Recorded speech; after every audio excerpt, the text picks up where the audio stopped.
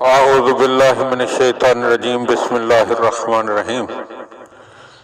امام علیہ السلام کی بارگاہ میں پوچھے گئے سوالات کے جوابات کے سلسلے میں ابوالحسین محمد بن جعفر اسدی کے مسائل میں سے اگلا مسئلہ۔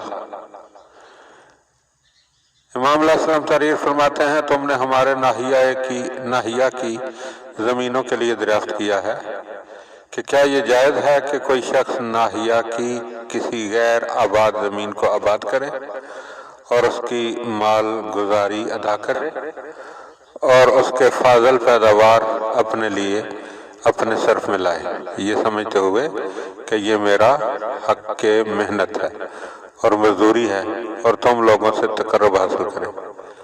اس کا جواب یہ ہے کہ جب ایک شخص کو کسی کے مال پر بغیر اس کی اجازت کے تصرف ہی جائز نہیں تو پھر ہمارے اموال کے لیے یہ کیسے جائز ہو جائے گا؟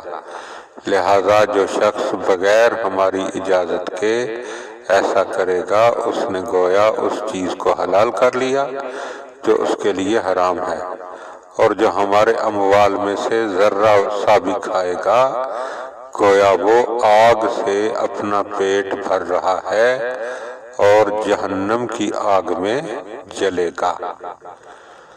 اور تم نے یہ بھی سوال کیا ہے کہ ہمارے ناحیہ کے باغات اور درختوں کی طرف سے ایک گزرنے والا گزر رہا ہے اور وہ اس میں سے پھل توڑتا ہے اور کھاتا ہے، کیا اس کے لیے یہ جائز ہے؟ تو اس کا جواب یہ ہے کہ توڑ کر کھا لینا تو جائز ہے مگر توڑ کر لے جانا حرام ہے۔